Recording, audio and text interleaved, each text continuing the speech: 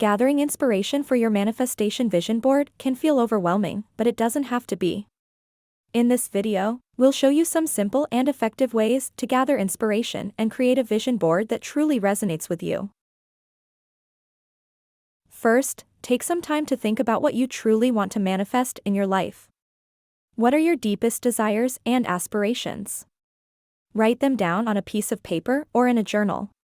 Next, start gathering inspiration from a variety of sources. This can include magazines, Pinterest, Instagram, and more.